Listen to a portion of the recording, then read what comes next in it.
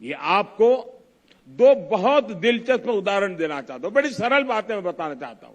आपने देखा होगा कुछ लोगों को एसी का टेम्परेचर 17 डिग्री या 18 डिग्री सेल्सियस पर रखना बहुत पसंद होता है, लेकिन एसी का टेम्परेचर इतना कम करने के बाद यही लोग सोने के समय कंबल या रजाई का सहारा लेते हैं। एसी का हर डिग्री टेम्परेचर कम करना पर्यावरण पर उतना ही नकारात्मक प्रभाव, यानी उसको अगर हम बचा सकते हैं, कोशिश करके कर सकते हैं। यानी हम अपनी लाइफस्टाइल को ठीक करके हम तो पर्यावरण की कितनी बड़ी मदद होगी। लाइफस्टाइल से जहां भी एक और उदाहरण मैं बताना चाहता हूं। हम देखते हैं कि कुछ लोग 5 किलोमीटर प्रति लीटर के एवरेज वाली गाड़ी लेकर के जिम जाते हैं और जिम में ट्रेडमिल पर जमकर अपना पसीना बहाने की कोशिश करते हैं। अरे भाई, अगर ये पसीना आप पैदल चलकर या साइकिल पर जिम जाकर के उठा लेते तो पर्यावरण की रक्षा भी होती और आपके स्वास्थ्य की भी रक्षा होती।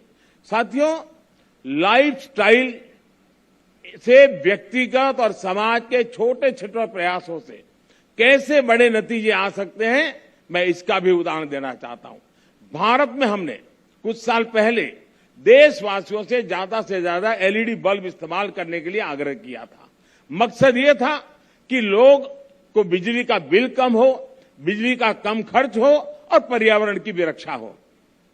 सरकार ने एलईडी बल्ब की एक योजना शुरू की और देश का प्राइवेट सेक्टर भी इसमें भागीदार हो गया।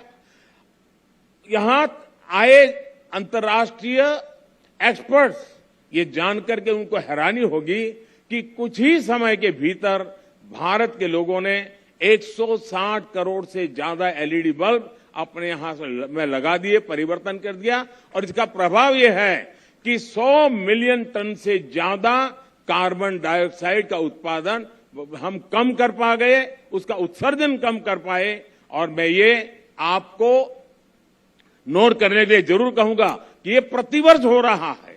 ये सिर्फ एक बार की घटना नहीं, हर वर्ष ये बेनिफिट होने वाला है और उसका लाभ होने वाला है। एलईडी की वजह से अब हर साल इतना उत्सर्जन कम होने लगा है। साथियों, गुजरात महात्मा गांधी की भूमि है, जन्मभूमि है, तो उन विचारकों से एक जो बहुत पर्यावरण संरक्षण और प्रकृति के साथ तालमेल लेकर के जीवन जीने का महत्व समझ गए।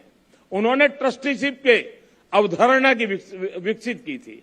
मिशन लाइफ इस सबको पर्यावरण के ट्रस्टी बनाता है। ट्रस्टी वो होता है जो संसाधनों का अंधाधुंध इस्तेमाल नहीं होने देता। एक ट्रस्टी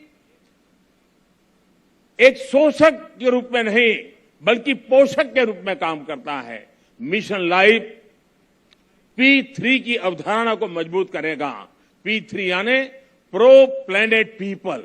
आज हम एक ऐसी दुनिया में जी रहे हैं जहां इस बात की चर्चा रहती है कि कौन किस देश या गुट के साथ है और कौन किस देश या गुट के खिलाफ है।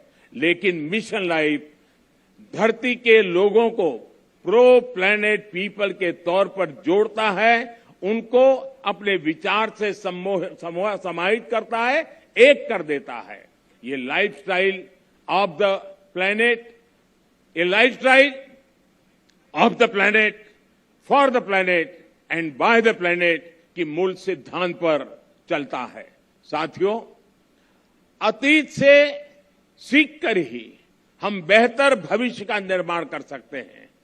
भारत में हजारों वर्षों से प्रकृति की पूजा की समृद्ध परंपरा रही है। हमारे वेदों में भी बहुत सटीक तरीके से कहा है कि जल, जमीन, वायु और सभी प्रकृति प्रदत्त चीजों का महत्व समझाते हैं। जैसे अथर्ववेद कहता है, माता भूमि ही पुत्रो हम पृथ्व्या, अर्थात पृथ्वी हमारी माता और हम उसके संतान है।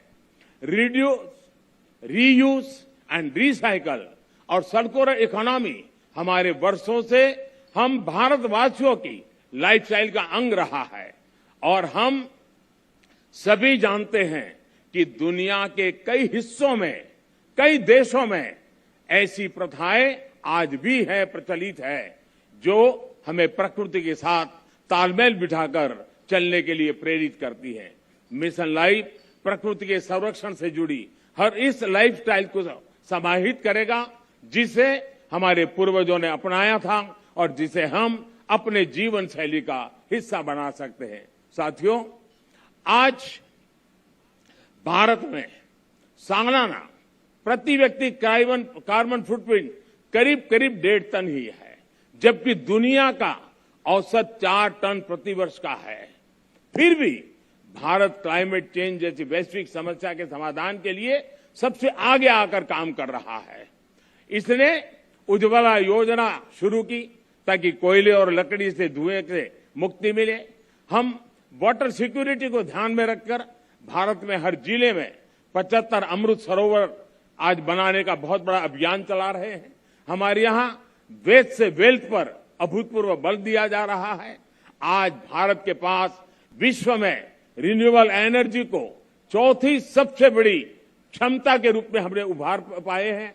आज हम विंड एनर्जी में भी चौथे नंबर पे हैं, सोलर एनर्जी में भी 5वें नंबर पे हैं। पिछले 7-8 वर्षों में भारत की रिन्यूएबल एनर्जी की क्षमता करीब 290% का इजाफा हुआ है। इससे हमने इलेक्ट्रिक क्षमता का 40% नॉन फोसिल फ्यूल यानी उस सोर्स को ही हासिल करने का लक्ष्य अब भी हमने समय सीमा से 9 साल पहले हासिल कर लिया है। हमने पेट्रोल में 10% इथेनॉल ब्लेंडिंग का लक्ष्य भी तय किया था और उसे भी समय सीमा से 5 महीने पहले ही हमने पूरा कर लिया है। अब भारत पेट्रोल में 20% इथेनॉल ब्लेंडिंग के लक्ष्य पर काम कर रहा है। हाइड्रोजन इकोसिस्टम के लिए भारत पर्यावरण के अनुकूल ऊर्जा स्रोत की तरफ भी बहुत तेजी से कदम बढ़ा रहा है और ये गुजरात ग्रीन हाइड्रोजन के लिए हब के रूप में विकसित होता चला जा रहा है। इससे भारत और विश्व